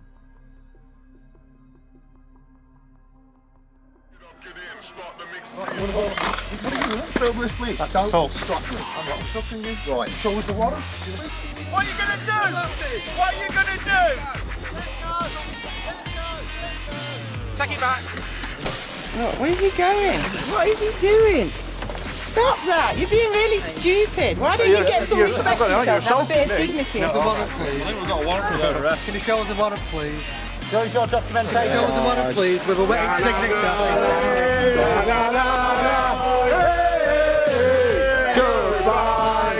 Okay, no, sorry, I'm just asking you as a human being to another human being, my dear. I just wonder what would motivate people to work for debt collection agencies. Because all you do is hassle poor people. So you can't get, so you've not got the original credit agreement with a wet ink on it, so you've got no proof of claim. Have you got the deed of assignment, mate? Well, the reason is, all the other debt companies before you tried to get some money out of me and didn't manage it. I'm just wondering what makes you think that I'm going to pay you anything. So what the council's done is handed it on to a different set of private bailiff called Marston, High Court Enforcement Officers and Certified Bailiffs. Right, I'll just tell you something now, right? Council tax, yeah? You cannot force them to go and bully somebody else. Yeah? I hope you enjoyed wasting your time. See ya! See you later. Bye-bye. See how fucking quick. Hey, see how quick he just fucked off. Horrible, aren't they?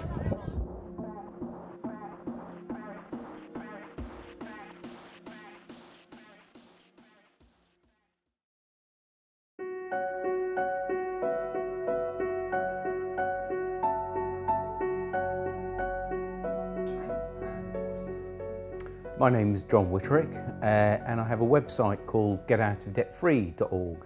And basically what we do, we help people realise that the whole banking system is basically fraudulent, and we offer them the tools to actually challenge a banking system and basically get themselves out of this fictitious debt.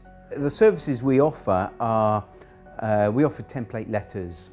We also offer start off with, if you're working with debt collectors, if you're dealing with debt collectors, we've actually got a very simple way of dealing with them, which is basically a addressee not recognised, return to sender, because it will always have your name either in uppercase letters, or it'll have a title called Mr. or Mrs. And you can say, well, hang on, that's not me, I'm not the title. I don't spell my name in uppercase letters, so the addressee is not recognised. So that's one way. The other way we deal with the banking system or debt collectors is basically say, well, where did the money come from, and have I got a valid contract with you? And if I haven't, and if you can't prove that I have, then we are agreed to the following terms. And we send out a series of letters about 10 days apart. So, but it's, it tends to prove to be very successful. What it was, I used the method myself quite a few years ago and was astounded how easily that actually these companies just gave up. And so all I did, I got a website together and actually shared this information. GetOutOfDebtFree.org is a site that has been set up to help people dealing with the agony of debt. And the template letters just need you to adjust a few details and they're ready to go. Get Out of Debt Free has already helped thousands of people to get out of debt, and the combined amount of money saved so far is over £12 million. And that's just from the people who have reported their success to the site. The forum is a large part of the site and is broken down into different sections such as bailiffs, debt collectors, credit card companies, etc. It is full of people who will fall over themselves to help you, and with a wealth of knowledge and experience that will make sure you are not alone. So the important thing is that you have to keep hitting the ball back in the net. What you're doing, whatever they send you, you have to reply to it and send it back. Now, after you've sent them the 3 letters, also what's included in the letters are a fee schedule. And the fee schedule says, well, look, every time you send me a letter, if we can't agree, if you can't prove that I owe you anything, then we're going to agree to the following terms. And, you don't call me anymore. And if you do, it's going to cost you this much. And every time I have to write a letter to you, it's going to cost you this much. So what you do, you send them the fee schedule. And of course, if they do send you anything or contact you, you then start totting it up. And after a while, what you do, you send them an invoice. And if they don't pay the invoice, you can then get onto the small claims court online and actually start, pursuing them for the money. So, what you've got to think is the only power they have over us is fear. Now, when the fear goes and you start challenging them, do you think they really want to deal with you if you're going to be invoicing when there's all these people go, oh, like I was, really nervous, and they're going, all right, well, I should owe them some money to get to the stage where, no, hang on, mate, you've actually sent me 3 letters. I actually charge £500 a letter now. That's 1,500 quid, plus the 2 phone calls at £100. So that, we're up to about 1,800 quid. So basically, when are you going to pay? How are you going to pay? Debt collectors, really, the common term that's used for them is a third-party intervener, which is you have an arrangement, or you had an arrangement with an organisation. Because that organisation have contracted with a third party, which is the debt collector, there's some implication that you have to deal with them. You don't. Nobody has any, you have no obligation to deal with them whatsoever, and they know it really. It doesn't matter how well they've been empowered by their company, you have no need to deal with them whatsoever. And as long as you're firm and clear about that from outset, then your relationship should go a little bit smoother. The other thing I would say is, first of all, in any interaction with any debt collector, at your first communication, let them know that you don't want to have anything to do with them for whatever motives or morals or ethics you feel. But also let them know that any future time they take of yours will be charged, and let them know that that is the terms of your engagement with them, and you can set your charges as you see fit. Now, one of the things that that people often miss when the debt collectors come knocking is that these debt collectors have actually paid off your debt. They've bought your debt, often for pennies on the pound. So if you apparently owe £1,000, yeah, they've probably paid a tenner for it. But the point is, they've paid off your debt. So thank you very much. Did I actually go into contract with you to say that I'd pay you back for that? You should have probably asked me first before you went around paying off my debt for me. So where's the fear in that? These guys rely on fear to make you pay up. If you realise that they've got no power over you, and in fact they've paid off your debt, thank you very much. Where's the fear? All you're asking from them is an invoice for the amount they say you owe. Yeah. And nothing comes back. Well, they can't supply what we're asking for. They can't supply, and we know they can't supply that. But we asked for a contract. We also use contract law because that goes back years, and it's how we would deal with each other. But we'd say, can you give us a copy of the contract signed by both parties? And sometimes on loans you'll get a little squiggle, but no name against it. But the thing is, because they are a fictitious entity and we are a living, breathing soul, we cannot contract under contract law with a fictitious entity. So it's got to be equal to equal, really. It has. Yeah. That's what the contract. That's what contract law says. Yeah.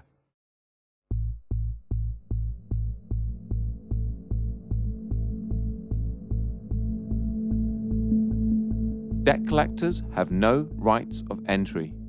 If they turn up at your door, they can only negotiate how you will pay, nothing more. If they make threats pertaining to more power than they actually have, then they are breaking the law. Normally sending the 3 letters as described in the previous section, plus an estoppel, is usually enough, and it works in nearly all cases. If an agent of a debt collection company turns up at your door, you do not have to deal with them unless you want to. The best thing to do is to not open the door and wait until they go away. If you open the door, go outside and close the door behind you. Take your phone and film the encounter. Tell them you do not want to deal with anyone at the door or over the phone, only by post. Ask them to leave your property, and if they don't, or make threats, call the police. They will have no warrants, so the police must ask them to leave, as it is a civil case. They have no power, only empty threats.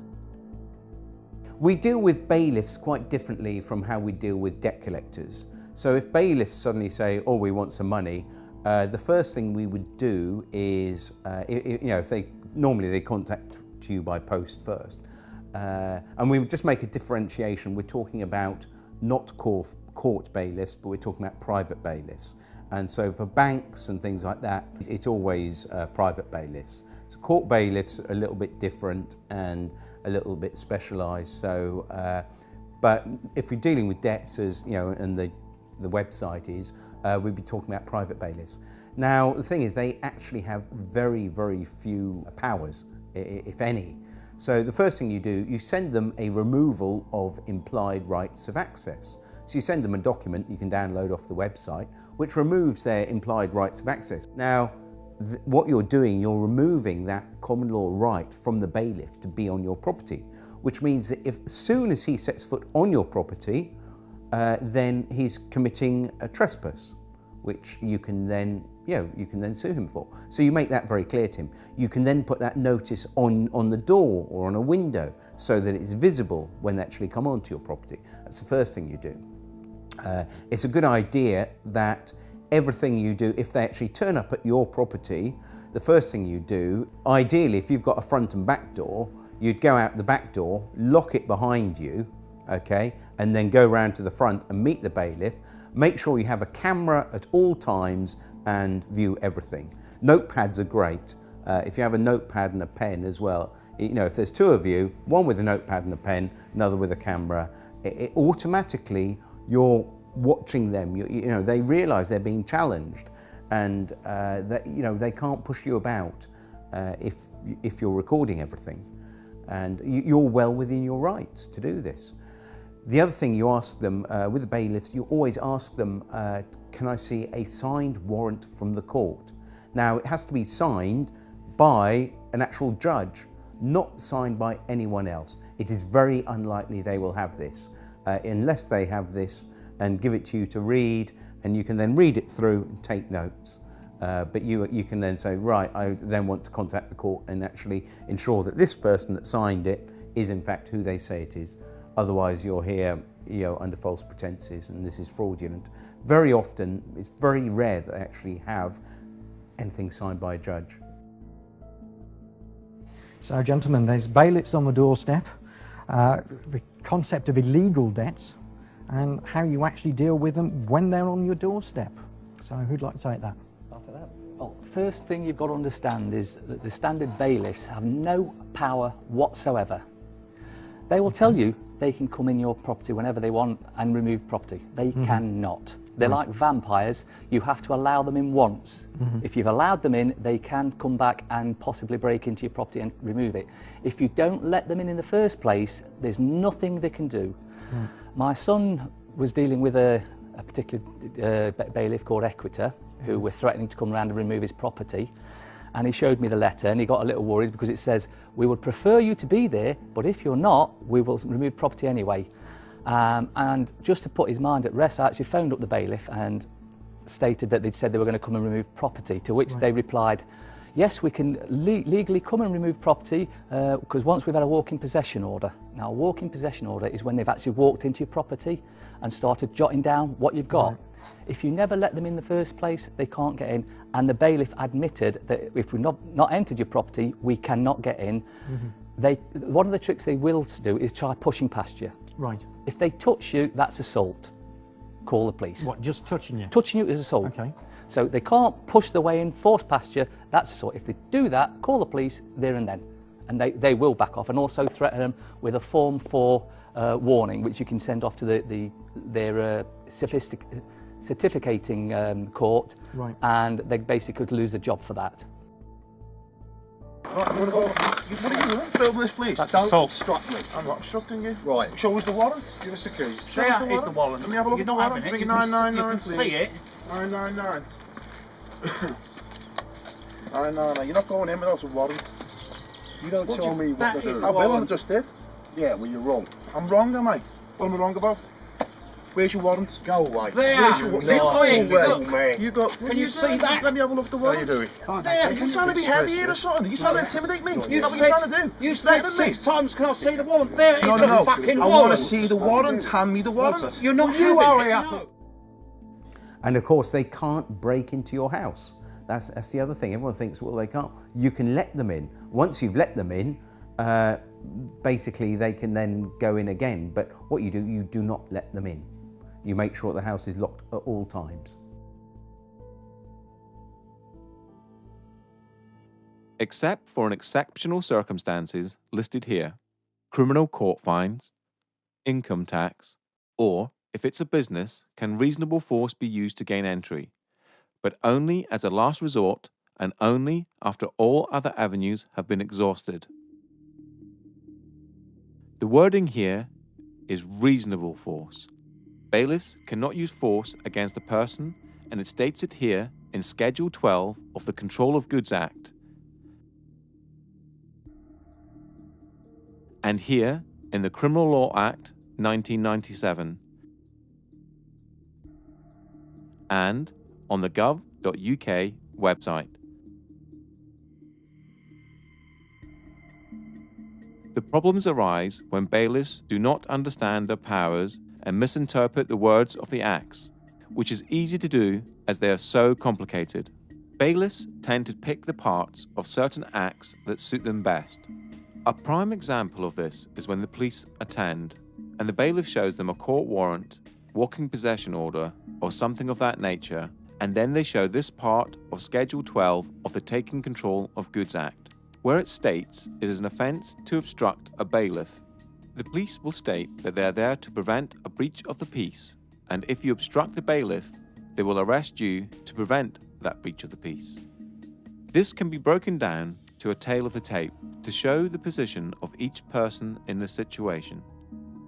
You, a living, breathing human being. Human rights are absolute. Only unto the law. You are man or woman, the highest authority. You are trying to protect your property. The bailiff works for a corporation, has a fictional title and is representing a fiction. No rights to use force against a human. Has some sort of court order. The police officer is a public servant. You are the public and the bailiff is not. They are there to prevent a breach of the peace. Many encounters have ended with the police siding with the bailiffs and acts of violence or arrests being made on the debtor, all because of a major misunderstanding on behalf of the police. Here's why. We have shown that force cannot be used to collect a debt except in exceptional circumstances. A bailiff cannot use force on a person. If you are standing in front of your door and peacefully resisting, they cannot move you out of the way. For an arrest under the prevention of a breach of the peace, there are plenty of case laws that show the aggressor is the one to be arrested. The main definition comes from R.V. Howe, 1981, and the following next 4 case laws define who is to be arrested to prevent a breach of the peace.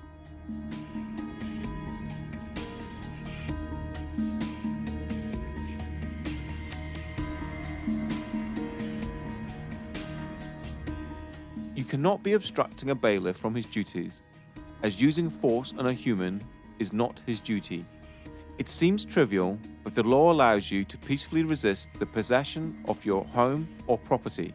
If the bailiff is there for a debt or a non-criminal fine, such as a speeding ticket or parking ticket, then it is a civil matter and the police must be impartial no matter what the paperwork says. R.V. Howe, 1981, and Bibby v. Chief Constable of Essex Police, 2004, are now held as the authority for defining a breach of the peace.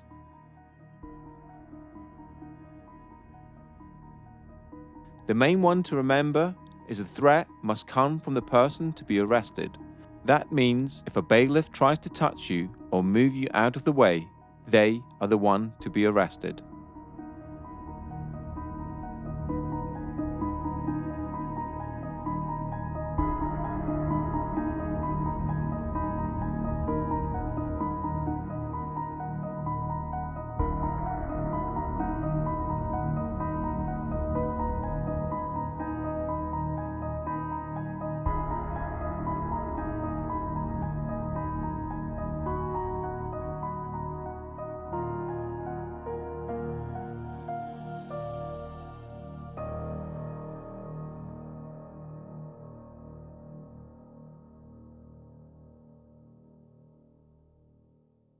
I'm talking to you. I'll help you up in court, mate. Oh, please do. Oh, I will do. What's your name? Higgs. H-I-G-G-S. First name, Paul. Date of birth, 5/9/55. I'm being intimidated and threatened. Your opinion is worth less than something I might trod on. You! What's the matter with you? How many of you are there? What's it got to do with you? Hello? You're committing trespass and fraud and theft on people. That's what you do for a job, and you should be disgusted with yourself. That's what you do for a job. You're a thief. Go away, you ain't having it. Too many fucking massacres today and more coming down. And moan ain't even started. They're all tweeting and texting. With 200 people in the street. You haven't got the firm. Because we got the firm. Look how many fucking people. Yeah, we got Can we report a crime, please? These criminals here, please. These criminals are Constable. trespass on our land. And can you please explain that the evidence is not admissible if it's not signed? This is not signed, nothing's been signed, it's inadmissible, and you will be trespassing if you come on this property. You can't force your way into the property. What are you doing? You're breaking the law. No, You're breaking the law. We're filming you. Who are you? We want some ID, please. Some ID. We can have some ID. Why are you trying to force in here? Let's go. That's a warrant of control for the unpaid penalty. And where's the magistrate's signature? Don't need a magistrate. Oh, yes, you do. So you can call the police if you wish. You both have no power here, so you should leave. Because we will ring the police. You can do that, but it will be deemed theft. Leave the land. Leave the land. Leave the land. Thank you very much. Leave the land, please. He's got no authority. He's a locksmith. Get him off the land. Thank you very much. You need to read this in relation to this eviction today. We're not allowed to use any force or violence, and that would be laid at Magistrates Court tomorrow for a summons against anybody here who authorises or who issues violence for this eviction. It's simply not allowed. I'm pretty sure of that. I'm pretty sure it's not just a job. Yeah, I'm sure it's vocational. You're doing the right thing. Yeah, you swore an oath to protect us as people, not to protect them, to protect us.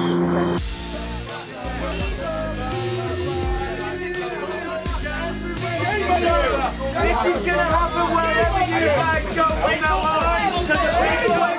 You people need to really think about what you're doing, please, before it's too late. And don't be arrogant, Mr. Koresh. You really have got a problem there. We've got warrants to enter the property. No, you haven't. No, you haven't. Don't touch the female, mate. Don't touch her. Not touching her. Don't My touch hands her. are here. Right. I'm not touching her. You're not coming in. You're not coming in. You're not coming in. Right. CAU. Not the job done. Good night.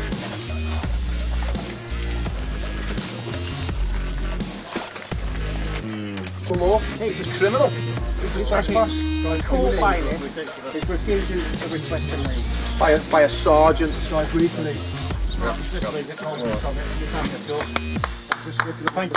Thank you very much, constables. Absolutely, you're going to be heroes online. Absolute heroes. Well done. Absolutely amazing work. You've just made history in this country. You've just made history in this country.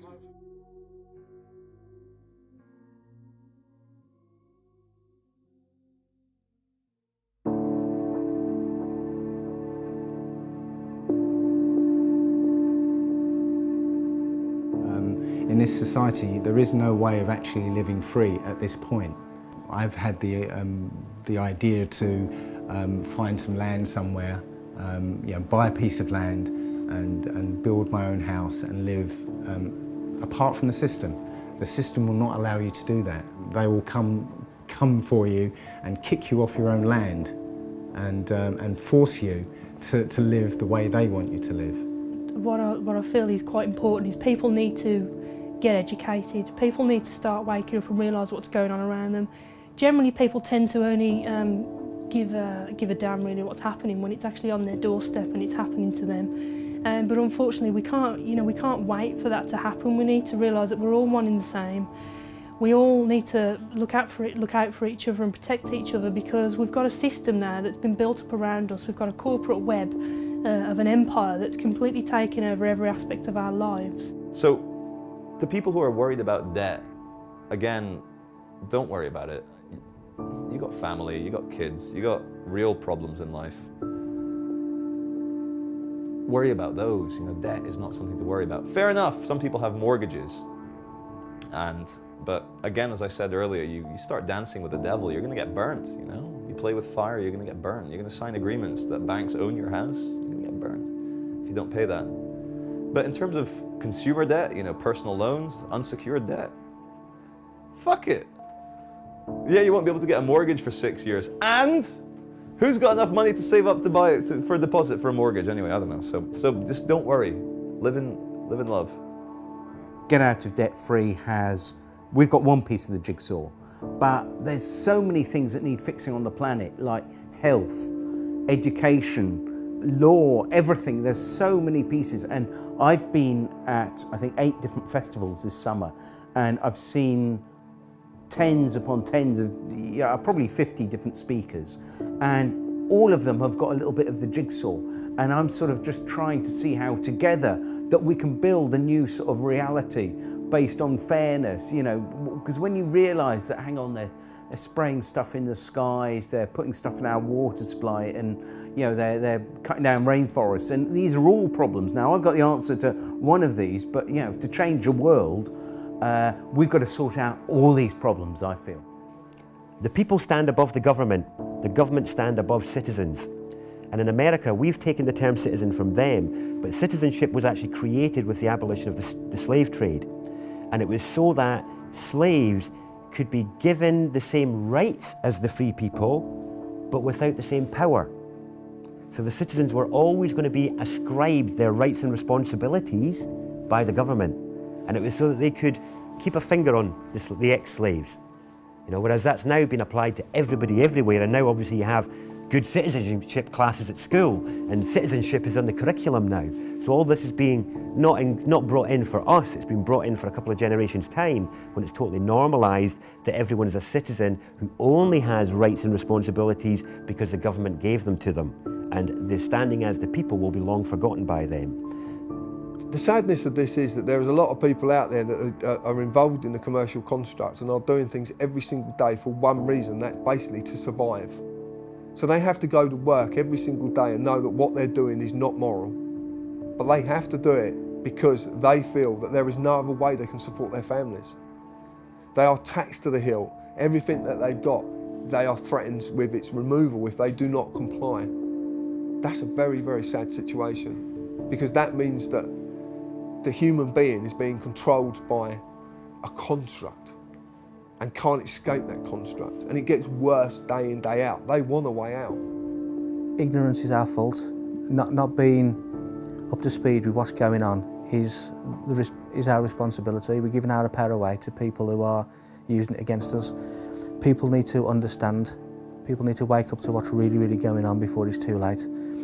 and stop looking at the mainstream media, stop looking at the mainstream newspapers, start looking at some information that's real and is relevant, because otherwise we're all going to be microchipped, we're all going to be controlled. We can barely do anything now, having to ask the government for permission to protest against the government.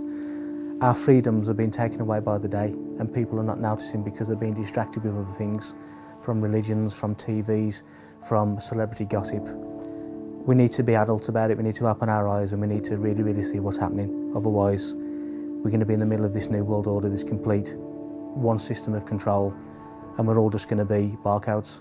And that's the way it's going, and that is the true reality of the world that we're living in at the moment. 5 years ago, when I was looking for letters to actually send to the banks, there was nothing on the internet. Nobody was like talking about this, apart from Mary Elizabeth Croft, who I based our letters on. And I thought, oh, this is wonderful. And I was thinking there must be template letters out there for, you know, after the book that she'd written. There was nothing. Now we've got websites and forums and loads of different letters out there for dealing with banks and debt collectors.